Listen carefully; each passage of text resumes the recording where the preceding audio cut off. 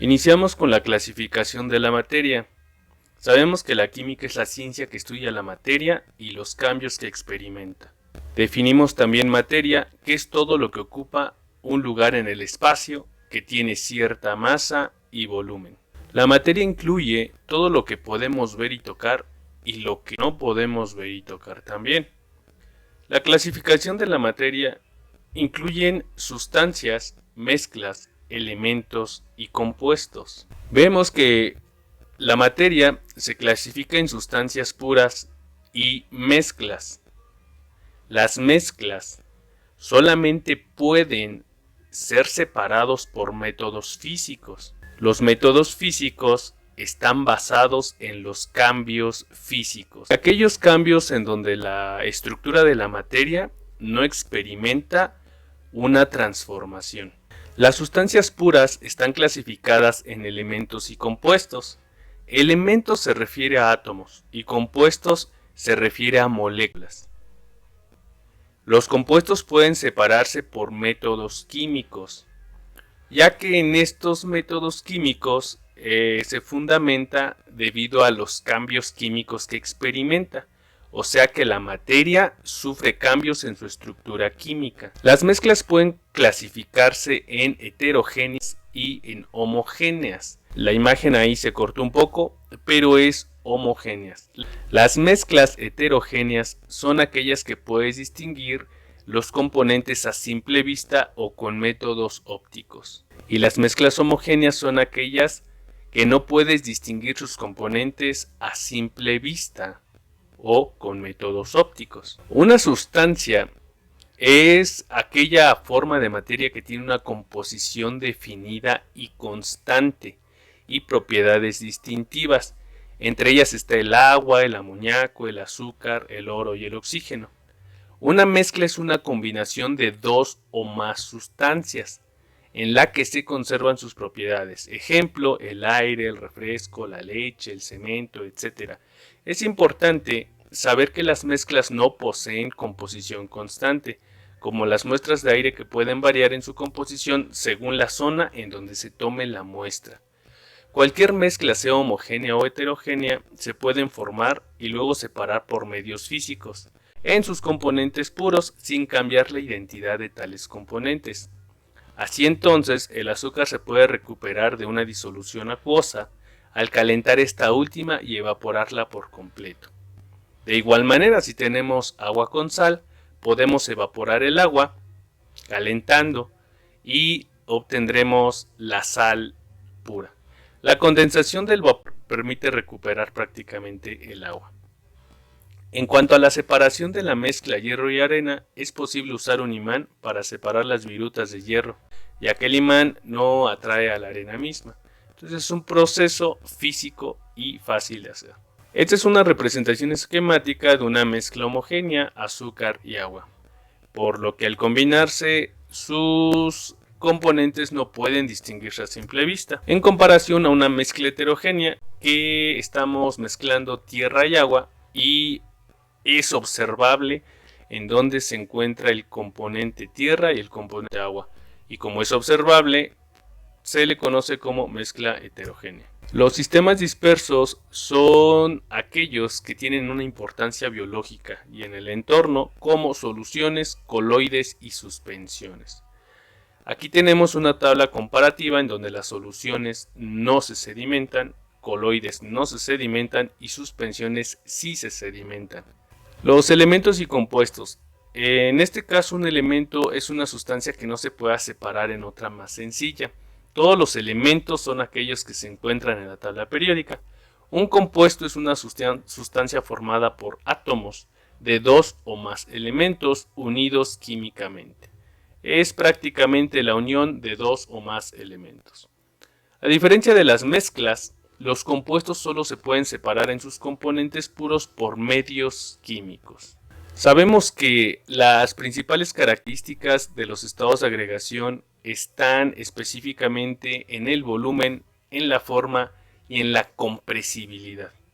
Por ejemplo, un sólido tiene una configuración de partículas más unidas, con menos movimiento, su volumen prácticamente es definido, su forma es definida y son prácticamente incompresibles. Por ejemplo, una piedra, es difícil que esa piedra lo puedas comprimir. Tienen una forma definida y un volumen definido. El líquido tienen una configuración de partículas con un movimiento intermedio, tienen un volumen definido, una forma indefinida ya que adoptan la forma del recipiente que los contiene e igual son incompresibles, o sea, no puedes tener 1 litro de agua y al ejercer una fuerza de compresión disminuirla a medio litro, jamás, jamás. El líquido es incompresible. Tienes 1 litro de agua y por más que comprimas no vas a disminuir su volumen. En el caso del gas son partículas más dispersas, son partículas con mayor movimiento o energía cinética. Su volumen es indefinido, ya que su volumen se adopta según el recipiente que los contiene, su forma igual según el recipiente que los contiene y la compresibilidad es en este caso muy compresible, debido a que si tenemos, no sé, 1 litro de gas, podemos comprimirlo más. Esto lo vemos a lo mejor en los tanques estacionarios. Nosotros vemos que de repente el tanque estacionario o tanque cilíndrico se queda sin gas, entonces no podemos cocinar. Entonces lo que hacemos es cargarlos de gas. Entonces les metemos cierto volumen y todo ese gas se comprime en el cilindro. Es por eso que entre más gas le metas a los cilindros, más llegan a pesar. Entonces, los gases son compresibles. Aquí destacamos las transiciones de los estados, que son fenómenos que tenemos que conocer, que nos rodean, que tenemos que comprender, y que son los cambios de estado de sólido a gas, que es una sublimación, de gas a sólido, que es una cristalización, de sólido a líquido, una solidificación, de líquido a sólido, una fusión, de líquido a gas, una vaporización o ebullición, y de gas a líquido, una condensación o licuación o licuefacción. En algunos libros viene así. Vemos ahora las propiedades físicas y químicas de la materia. Decimos que las propiedades físicas se pueden medir y observar sin que se modifique la composición o identidad de la sustancia. El punto de fusión del hielo se calienta, se vuelve líquido, no cambia su composición. Solamente entonces es un cambio físico y es una propiedad física.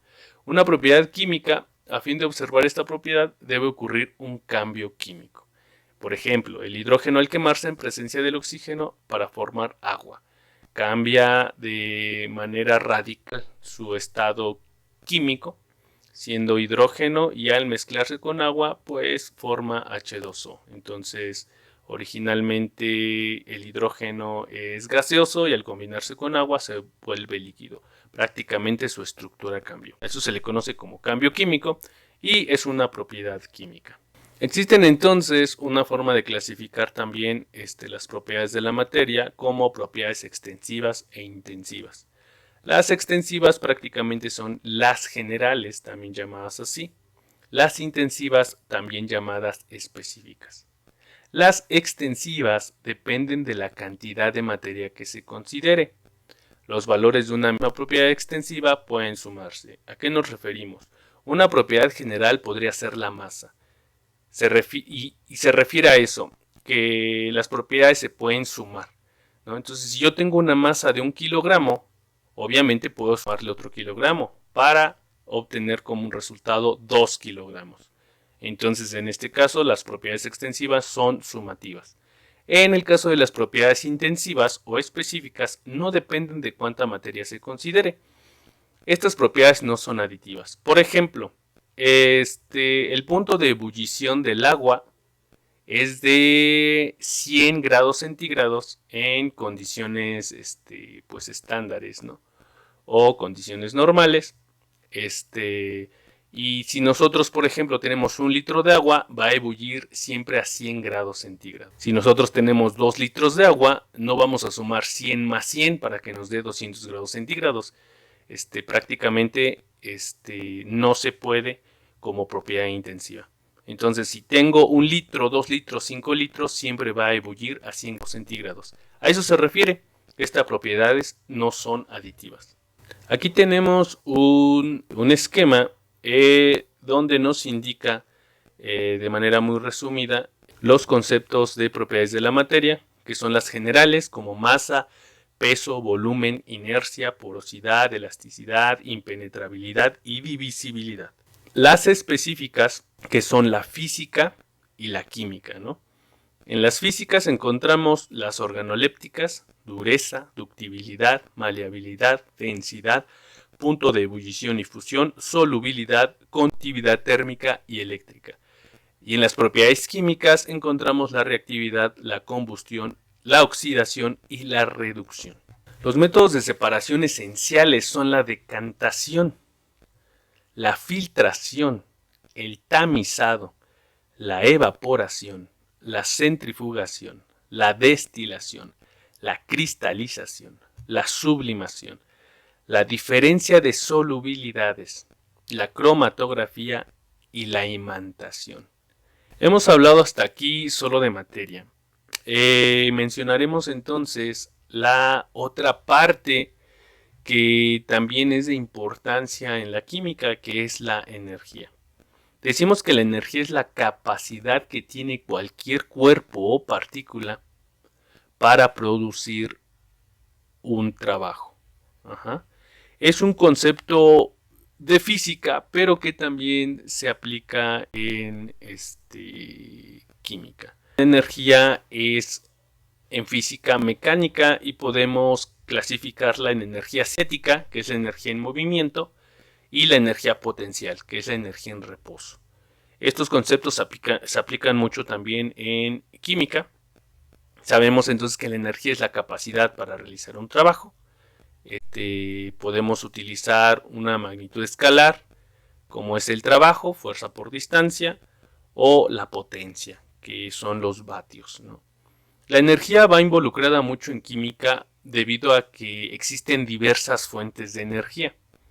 Entre estas fuentes de energía pues está la luminosa, la calorífica, la mecánica, la eléctrica, la química y la nuclear, ¿no?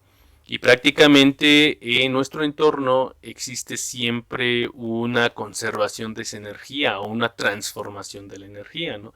La materia como la energía no se crea ni se destruye, solo se transforma. Entonces siempre estamos en ese ciclo de que la luminosa se transforma en calorífica, o la mecánica se transforma en calorífica, o la mecánica se transforma en eléctrica, etcétera, etcétera.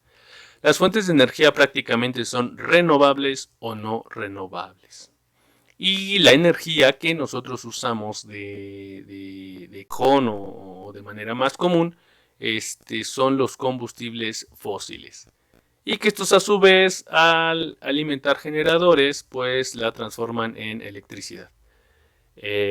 Nosotros debemos ser conscientes en el daño ambiental que ocasionamos al utilizar ese tipo de combustibles fósiles y de que en algún punto estos se van a terminar, ¿no?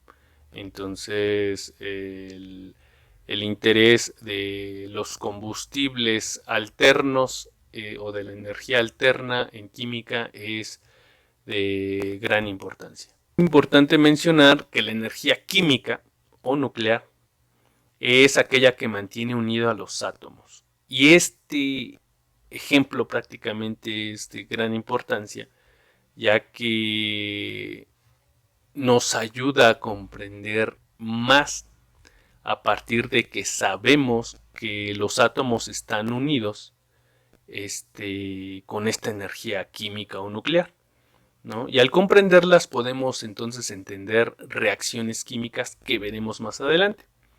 Entonces, esta energía que mantiene unidos a los átomos es la que se encuentra almacenada en estos mismos y se considera una forma de energía potencial. Entonces, la energía química es energía potencial.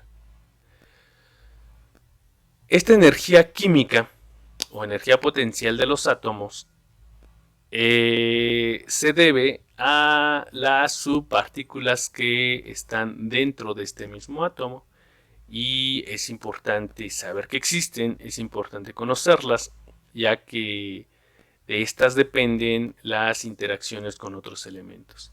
Y son el neutrón, el protón y el electrón. Hasta este nivel sería el básico que nosotros comprendamos.